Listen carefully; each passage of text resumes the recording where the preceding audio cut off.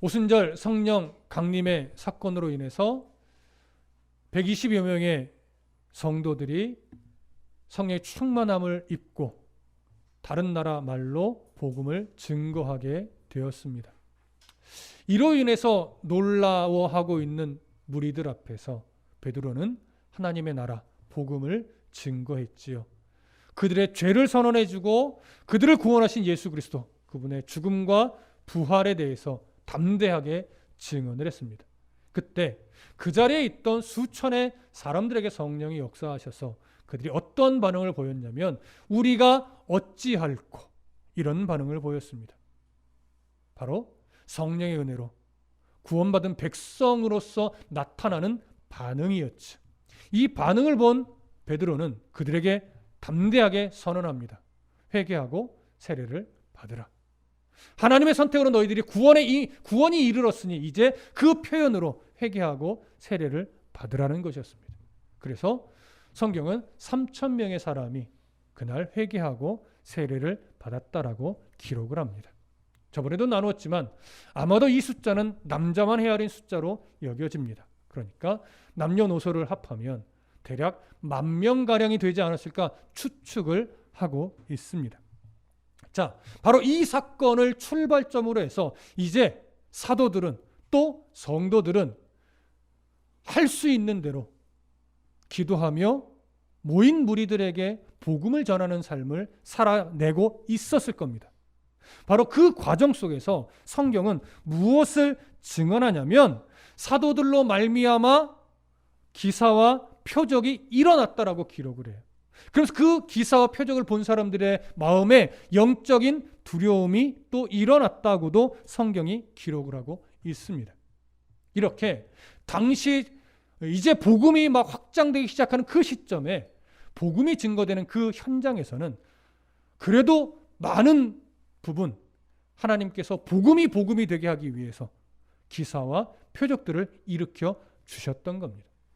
오늘 우리가 읽은 이 본문 안진뱅이가 일어나게 된 이 사건은 바로 그 복음을 위하여서 기사와 표적이 일어나는 중에 대표적인 예를 하나 보여주는 그런 본문입니다. 우리가 사실 안진뱅이가 일어난 사건, 너무나 노래로도 익숙했던 은과 금은 내게 없거니와 나사렛 예수 이름으로 일어나 걸어라 라고 선포됐던 이 내용은 우리가 너무나 잘 알고 있는 내용입니다. 그러나 많은 이들이 이 본문을 볼 때 어느 선에서 이렇게 멈추는 경향이 있냐면 놀랍다. 어떻게 안진뱅이를 치료하셨을까? 하나님이 이 안진뱅이를 얼마나 불쌍히 여기셨으면 그 다리를 고쳐주셨을까? 여기서 멈추는 경향이 있고 또 종종 치유 집회에 가보면 이런 본문을 가지고 설교를 하면서 치유의 어떤 행위를 하는 모습도 있습니다. 여러분, 믿음으로 치유함을 받는 것 당연히 일어나는 일이고 하나님이 그런 능력의 하나님이면 분명합니다. 하지만 오늘 본문은 그 치유라는 사건 자체에 초점을 맞추고 있는 본문은 아닙니다. 그래서 오늘 본문이 왜 누가를 통해서 하나님이 기록하게 하셨는가, 오늘 그 부분을 차근차근 살펴볼 것입니다. 오늘 본문을 다 보진 못할 거고요. 아마 6절 정도까지만 보게 될 것 같습니다. 자, 먼저 3장 1절 함께 읽겠습니다. 시작. 제9시 기도 시간에 베드로와 요한이 성전에 올라갈새. 자, 우리 이제 좀 익숙할 겁니다. 제9시. 오늘날 우리들이 사용하고 있는 시간으로는 몇 시예요? 6시간을 더하면 되죠. 오후 3시가 됩니다. 당시 경건한 유대인들은 하루 3번 기도를 했습니다. 3시, 6시, 9시. 오전 9시, 정오 12시, 그다음에 오후 3시죠. 그런데 이 하루 3번 기도하는 습관은 사실 율법의 규례는 아닙니다. 이스라엘 민족이 선조 때부터 오랫동안 신앙의 유익을 위해 지켜오던 관습이에요. 이 관습을 따라 그들은 경건하다, 나는 경건한 유대인이다라고 자부하는 사람들은 이 3시, 6시, 9시에 항상 성전에 올라가서 기도하는 습관을 가지고 있었습니다. 그 중에서도 특히 9시, 그러니까 오후 3시라고 하는 시간은 유대인들의 어떤 생활 습관에서는 하루 해가 막 저물기 전 하루 일과를 다 마치고 지친 몸을 이끌고 올라가서 기도하는 마지막 기도 시간이 됩니다. 그러니 많은 이들이 지쳐 있죠. 또한 이때는 아마도 저녁 제물을 하나님 앞에 올려드리는 제사하는 시간이기도 합니다. 그러니까 레위인 제사장들은 이 오후 3시 기도 시간과 함께 드려지는 제사를 통해서 하루의 기본적인 업무가 마감이 되기도 해요. 그리고 이 이후에는 재판도 할 수 없습니다. 해가 진 이후에는 항상 재판을 못하게 되어 있기 때문에. 그래서 아마 다다음 시간 정도 4장으로 넘어가면 우리가 확인을 하게 될 텐데, 다다음 시간은 아니죠. 한 4장 정도 되면 확인을 될 텐데, 베드로 요한이 붙잡혀가요. 이 일로 인해서. 그러고 나서 하룻밤 동안 구류되어 있다가 다음 날 재판을 받게 되는데, 그것도 바로 이 율법적 규례 때문에 그렇습니다. 해가 지고 나면 재판할 수 없다. 그러니까 공회 자체가 소집이 안 돼서 그런 거죠. 자, 이러한 하루의 마지막 기도 시간, 많은 이들이 지친 몸을 이끌고 성전에 올라서 기도하는 이때에 베드로와 요한도 이 성전으로 올라가고 있었대요. 당연히 뭐하러 올라가는 걸까요? 기도하러 올라가는 겁니다. 그런데 이 올라갈새 이렇게 표현되어 있잖아요. 1절에 성전에 올라갈새 이 표현을 헬라어 성경으로 보면 문법적인 요소 안에 어떤 의미가 담겨 있냐면 반복적 행위로서의 의미가 담겨 있어요. 그러니까 이날따라 우연히 성전에 기도하러 간 것이 아니에요. 아마도 날마다 성전에 올라가서 기도하기를 힘썼을 겁니다. 또한 율법의 규례도 나름 계속 지켜내고 있었을 겁니다. 왜냐하면 이때 아직 유대교와 기독교는요, 종교적으로 완전히 분리되지가 아직은 않은 상태였어요. 그렇기 때문에 기독교로 개종한 사람들이라 하더라도 또 사도들도 율법의 규례를 여전히 지키고 있었고 성전에 올라가서 기도하는 일이 전혀 어색하지 않았습니다. 그러니까 날마다 그들은 성전에 올라가서 하나님 앞에 기도했는데 기도만 한 것은 아니죠. 예전에는 기도만 했다면 이제는 기도와 함께 기회만 있으면 모인 무리 가운데 들어가서 복음을 증거했을 것이고, 그렇게 복음을 증거하는 순간순간 표적과 기사도 일어나면서 많은 이들이 구원의 백성이 되는 이런 일들이 계속 일어나고 있는 중이었을 겁니다. 자, 그런데 오늘 이러한 얘기를 진행할 때 한 가지 그냥 스쳐 지나갈 만한 숫자가 하나 나오는데 그것이 2사람이라는 숫자예요. 여러분, 성경에서 어떠한 사건을 기록할 때 그 사건이 신학적으로 가치가 있고 의미가 있고 후손에게 남겨질 어떤 역사적인 명분이 있을 때는 그 자리에 항상 2명 이상의 사람이 등장을 합니다. 왜일까요? 기본적으로 성경에서 2이라는 숫자는 증거의 수이기 때문에 그래요. 그래서 이 사건이 그냥 우연히 일어난 사건이 아니라 하나님의 의도를 가지고 뜻을 두고 일으킨 사건이다라고 하는 것을 더 선명하게 드러내기 위해서 항상 2명 이상이 등장하는데, 오늘 베드로와 요한이 이 자리에 등장한 것도 결국 이 사건의 증인의 역할도 하고 있다라고 하는 것, 여러분 그거 기억해 두실 필요가 있습니다. 그래서 2 사도가 오늘 제9시 기도 시간에 성전에 기도하러, 또 그 이면에는 복음을 증거하러 성전에 이전처럼 계속해서 올라가고 있는 중입니다. 이때 이제 누구를 만나느냐? 2절 함께 보겠습니다. 함께 읽습니다. 시작. 나면서 못 걷게 된 이를 사람들이 메고 오니 이는 성전에 들어가는 사람들에게 구걸하기 위하여 날마다 미문이라는 성전문에 두는지라. 자, 2절의 시작을 이렇게 하죠. 나면서 못 걷게 된 이. 자, 이 표현은 기본적으로 살아가다가 어떤 사고로 인해서 다리가 안전뱅이가 됐다는 얘기예요. 태에서 나올 때부터 안전뱅이로 나왔다는 얘기예요. 나올 때부터 안전뱅이로 태어났다라고 하니까 불구의 몸으로 태어난 거예요. 왜 이것을 드러내고 있냐면 이 사람은 치료가 가능한 사람이다, 치료가 불가능한 사람이다, 치료가 불가능한 사람이다라고 하는 것을 먼저 드러내기 위해서 이 기록을 하고 있는 겁니다. 여러분, 율법에 따르면 신체에 장애가 있는 사람들은 성전에 들어갈 수 있었을까요? 없었을까요? 성전에 들어갈 수 없었습니다. 레위기 21장에 보면 그런 내용들이 나와 있는데 성전에 들어갈 수도 없었고 제사 행위에 참여할 수도 없었어요. 그러면 제사 어떤 일들을 담당하는 레위인 중에 신체 장애가 있으면 그 사람은 어떻게 될까요? 제사장으로서의 역할, 레위인으로서의 역할을 할 수 있을까요? 없을까요? 없습니다. 근데 이런 말을 들으면 우리가 좀 불편해져요. 뭐 하나님의 율법이 이렇게 이런 장애가 있는 사람들을 차별을 하나? 이런 생각이 들 수 있어요. 자, 오늘 본문을 마치 차별, 평등 이런 시선으로 보면 이상하죠. 하지만 성경이 왜 이 장애가 있는 사람들에게 성전에 못 들어오게 하고 제사에 참여할 수 없게 했는가? 이유는 차별의 문제가 아니라 하나님이 그 규례를 통해서 우리들에게 강조하여 보여주고 싶은 게 있는 거예요. 그게 뭐냐면 하나님의 완전하심과 죄로 인해서 사람이 불완전하게 됐다라고 이 점을 강조하는 거예요. 그러면 자, 예를 들어 볼게요. 성경에 율법의 규례 중에 여자가 월경을 하면 부정하게 여겼습니까? 부정하지 않게 여겼습니까? 부정하게 여겼어요. 그래서 뭘 해야 돼요? 정결의식을 행해야 돼요. 그러면 여자가 월경을 하는 게 죄예요? 억울하죠. 이걸 부정하게 여기고 정결의식을 행하라는 건 사실 여성의 입장에서는 화나는 거예요. 내가 뭘 잘못했어? 그렇죠? 여러분.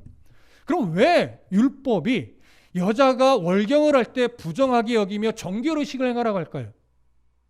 그것도 차별이 아니에요.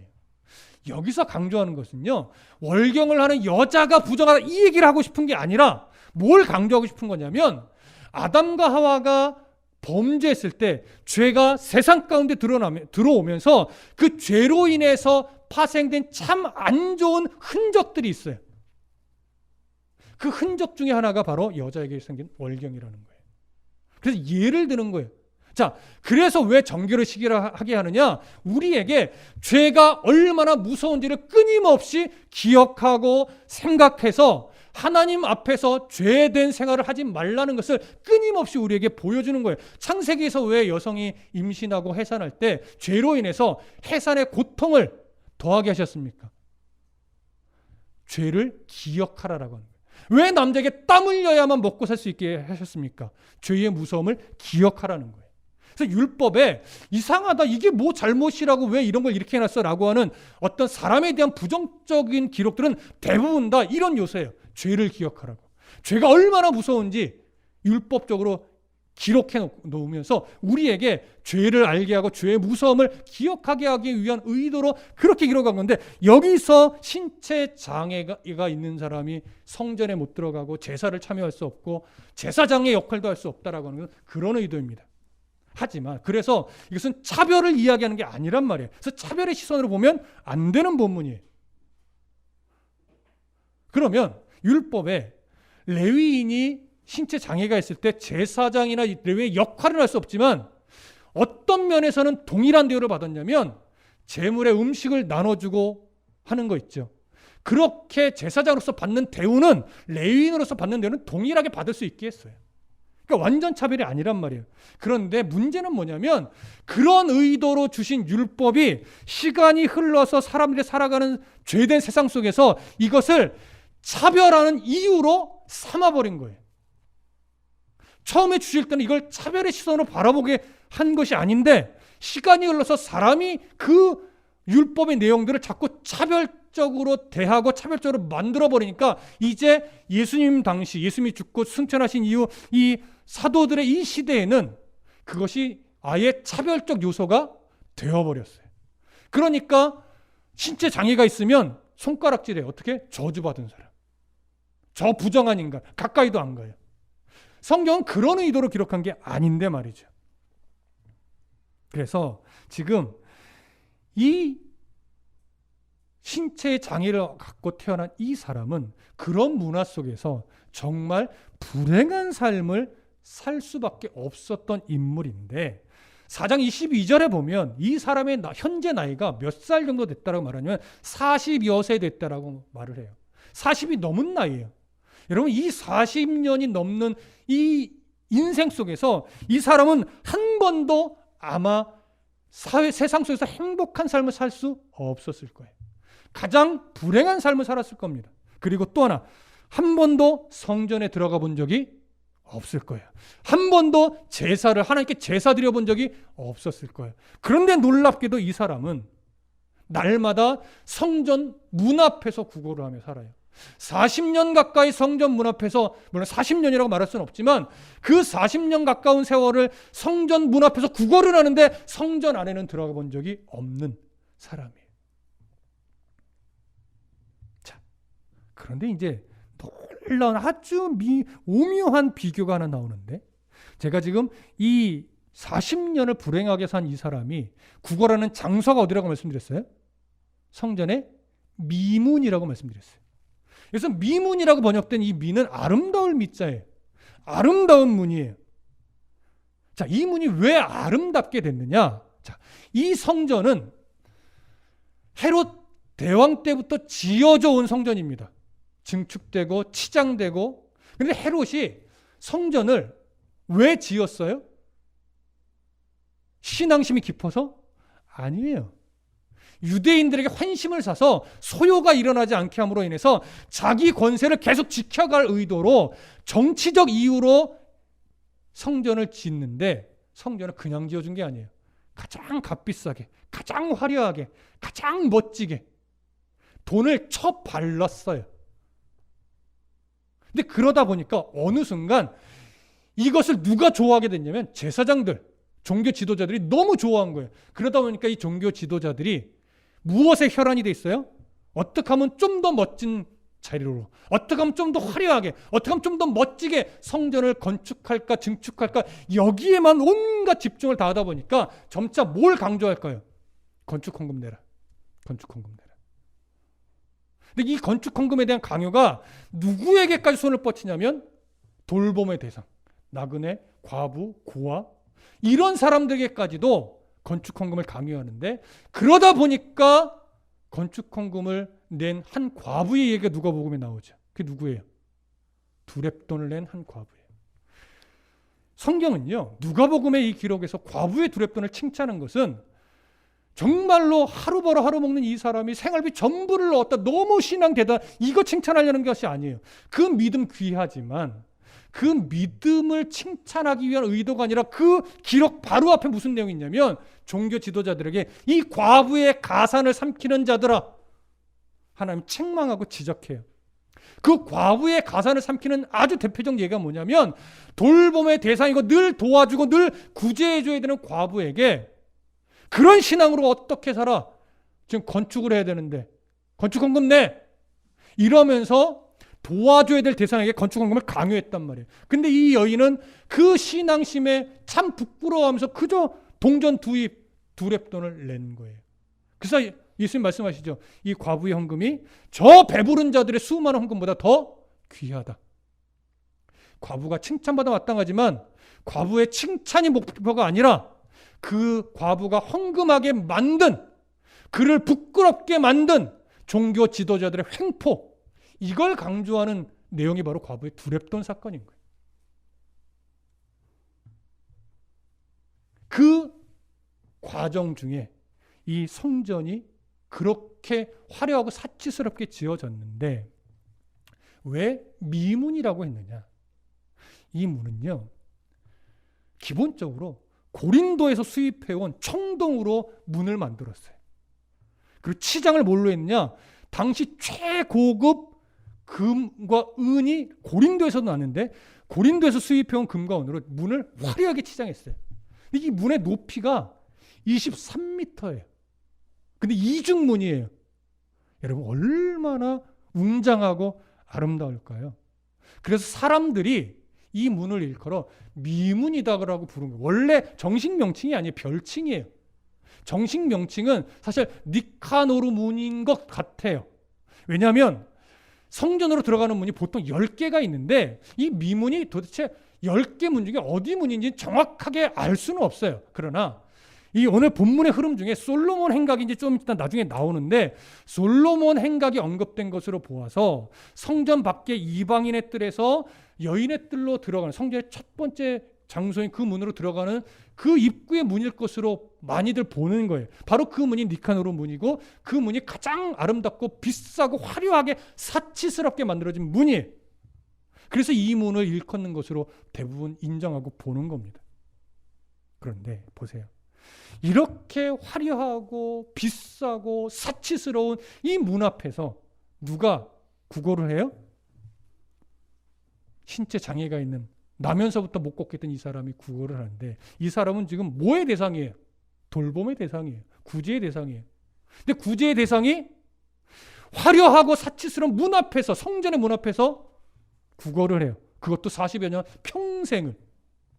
성경이 뭘 지금 보여주고 싶은 걸까요? 성전의 역할, 가난한 자, 소외된 자를 구제해야 하는 그 역할은 뒤로 하고 성전을 화려하고 사치스럽게 짓는 데만, 허영심에만 빠져있는 종교 지도자들의 모습, 그걸 지금 정확하게 그 장면 하나로 보여주는 겁니다. 이것이 당시 허영심에 빠져있던 종교계의 모습이에요. 여러분, 이 모습을 보면서 제가 웃지를 못했습니다. 우리는 안 그래, 우리나라는 안 그래, 이렇게 말할 자신이 없는 거예요. 어쩌면 우리는 소박한지는 모르겠지만 우리도 소박한 가운데 우리도 허영심이 있는 것 같다 라는 생각을 하게 됐어요. 과연 이 미문 앞에 안진뱅이가 앉아있는 이 모습, 여기서 보여주는 이 모습이 우리에게는 없을까 생각해 보니까 참 부끄럽기 그지 없었습니다. 그런데 잘 보세요. 오늘 성경이 바로 이 사람의 이러한 불행을 드러내고 있을까요?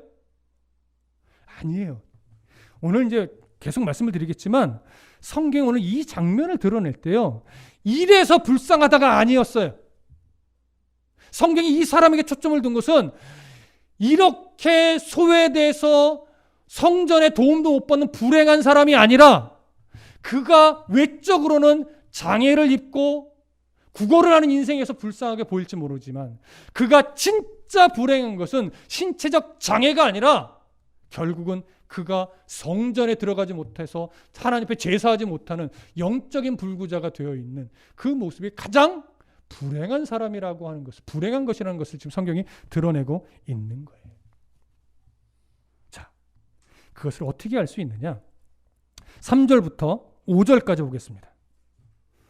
3절부터 5절 함께 읽겠습니다. 시작. 그가 베드로와 요한이 성전에 들어가려 함을 보고 구걸하거늘 베드로가 요한과 더불어 주목하여 이르되 우리를 보라 하니 그가 그들에게서 무엇을 얻을까 하여 바라보거늘. 잘 보세요. 여기서 3절에 그가라고 하죠. 여기 그는 누구예요? 안진뱅이에요. 구걸하기 위해 미문 앞에 앉아있는 안진뱅이. 그 사람이 베드로와 요한이 성전에 들어가려 함을 보았어요. 여기 보았다라고 하는 헬라어는요, 뭔가 특별한 이유가 있어서 본 것이 아니라 그냥 시야에 들어와서 보게 된 거예요. 그러니까 이건 뭐예요? 아, 구걸할 수 있는 사람이 오는구나, 이렇게 그냥 보고서, 한번 보고서 그 다음에는 얼굴을 돌려요. 왜? 불쌍해 보여야 하니까. 그래서 지나가는 걸 느끼자마자 최선을 다해서 불쌍한 모습으로 구걸을 하는 거예요. 자, 그런데 4절에 보니까 베드로가 요한과 더불어 주목하여 이르되, 주목했다는 건 뭡니까? 우리의 어감을 봐도 집중해서 본 거예요. 누구를 봤어요? 안진뱅이를 본 거예요. 그런데 헬라어 성경으로 보면 이 주목하여라고 하는 단어가 가지고 있는 아주 중요한 의미가 하나 있는데, 우연히 그냥 본 것이 아니고요, 인격과 인격체로서 그 사람을 전인격적인 시선으로 집중해서 본 거예요. 자, 그러면 베드로와 요한이 오늘 처음으로 이 안진뱅이를 본 것일까요? 그렇지 않아요. 왜 그렇지 않다라고 말하냐면, 이 안진뱅이도 날마다 여기에 앉아서 구걸했어요. 베드로와 요한은 성전에 오늘 처음 올라간 거예요? 아니요. 거의 매일 올라갔을 거예요. 특히 성령 강림 이후에는 하루에 3번 다 올라갔을 거예요. 기도하고 전도하기 위해서. 그런데 이전에는 안 보였어요, 이 사람이. 근데 왜 더 안 보였을까요? 은거금이 없어요. 기본적으로 구제도 못하는데 이 사람이 눈에 들어와요? 내가 좀 폼이나 돈도 있고 구제해줘야 되겠다 뭐 이런 넉넉함이 있어야 눈에 좀 들어오죠. 눈에 안 들어왔어요. 지금도 여전히 은거금은 없어요. 그런데 베드로와 요한이 안진뱅이를 주목해서 봐요. 그런데 그냥 집중해서 본 것이 아니라 인격과 인격체로서 전인격적인 시선으로 바라봐요. 자, 뭘 본 걸까요? 그 사람의 육체적 불구, 그 비참한 신세, 얼마나 힘들까? 지금 이걸 봤을까요? 아니요. 베드로 요한은요, 지금 성령의 어떤 임재 가운데 하나님의 시선으로 그 영혼을 보는 거예요. 정말 그에게 불쌍한 내용이 뭘까? 육체적 불구, 하루 보러 하루 먹고 살아가는 그 불행한 인생, 그것 보지 않았어요. 그것도 불행하지만 그것보다 더 불행한 것은 저 인생이 아직도 하나님을 만나지 못했구나. 성전에 들어가지 못했고 제사한 적 없고 그래서 하나님을 바라보지 못하고 여전히 현실에 매여 하루 먹고 하루 구걸해서 하루 먹는 이런 삶에 그냥 허우적대는 참 불행한 인생이구나. 이걸 본 거예요. 그 안타까움, 그 불쌍함. 그러니까 지금 누구의 시선으로 안진뱅이를 보게 된 거예요? 하나님의 시선으로. 하나님이 그 영혼을 안타까워 여기는 그 시선으로 두 사도가 안진뱅이를 보게 된 거예요. 그래서 보세요. 이르되 우리를 보라. 무슨 말일까요? 눈을 들어서 베드로와 요한을 보라는 걸까요? 표면적으로는 그렇죠. 하지만 베드로와 요한이 우리를 봐 이걸 말하고 싶은 것이 아니에요. 우리를 통하여 하나님이 너에게 해줄 일이 있는데 하나님이 어떤 역사로 너의 영혼을 살려내는지 그걸 보라는 거예요. 자, 안진뱅이가 이 사도의 말을 이해했을까요? 못했을까요? 못하죠. 예수님을 본 적도 없고 만난 적도 없을 텐데 소문은 들었을지 몰라도. 그래서 5절에 이렇게 말해요. 그가 그들에게 무엇을 얻을까 하여 바라보고는. 왜 보라 하지? 왜냐하면 시선을 돌려서 최대한 불쌍하게 구걸하는데 날 보라는 거예요. 얼마나 많은 돈을 주려고 보라는 거야. 이렇게 순간 여기면서 쳐다봤겠지요. 그때 베드로가 그에게 뭐라고 말합니까? 베드로가 이르되 은과 금은 내게 없거니와 내게 있는 이것을 네게 주노니 나사렛 예수 그리스도의 이름으로 일어나 걸으라. 여러분 이걸 잘 보셔야 돼요.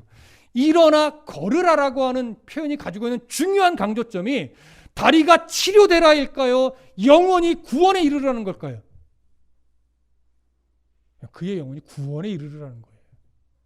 그럴 때 그 영혼이 하나님의 은혜로 말미암아 구원의 백성이 된 가시적 현상으로 뭐가 일어난 거예요? 다리가 고쳐지는 역사가 일어난 거예요. 그래서 4장 9절 한번 보세요. 왜 제가 이렇게 말하느냐? 4장 9절 함께 읽습니다. 시작. 만일 병자에게 행한 착한 일에 대하여 이 사람이 어떻게 구원받았느냐고 오늘 우리에게 질문한다면, 사내들인 공회에 끌려가서 신문받을 때 베드로가 말하는 거예요. 우리가 병자에게 행한 착한 일, 표면적으로 뭐예요? 다리를 고쳐준 일이에요. 근데 이 고쳐준 일을 베드로는 무슨 사건으로 연결해요? 구원의 사건으로 연결한다고요. 그러니까 베드로와 요한의 이 치료 행위는 단순하게 치료가 목적이 아니라 그의 영혼이 예수 그리스도의 보혈의 은혜로 말미암아 하나님 나라의 백성이 되게 만드는 데 목적이 있었어요. 그래서 그리스도의 마음으로 그에게 담대하게 복음을 선포하듯 일어나 걸으라 했더니 그의 영혼이 이제 그 뒤에 다리의 치료형을 받고 나서 가장 먼저 한 일이 뭘까요? 다음 시간에 나누게 되겠지만 다리가 회복된, 다리가 치료받은 그 안진뱅이였던 자가 가장 먼저 행한 일이 뭘까요? 행동. 가장 먼저 한 행동. 자, 7절 8절 함께 읽어봅니다. 시작. 오른손을 잡아 일으키니 발과 발목이 곧 힘을 얻고 뛰어 서서 걸으며 그들과 함께 성전으로 들어가면서 걷기도 하고 뛰기도 하며 하나님을 찬송하니. 그에게 구원의 역사가 일어난 거예요. 하나님의 백성이 된 거예요. 그래서 그가 뛰면서 성전 안에 가장 먼저 들어갔던 것이고 거기서 하나님을 찬미하며 높인 겁니다.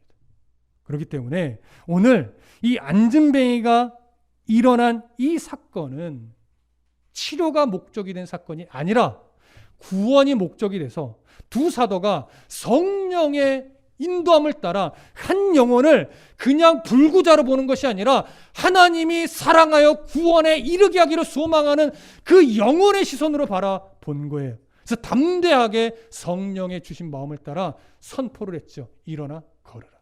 그때 그 영혼이 구원의 백성이 돼요. 그의 공로 없어요.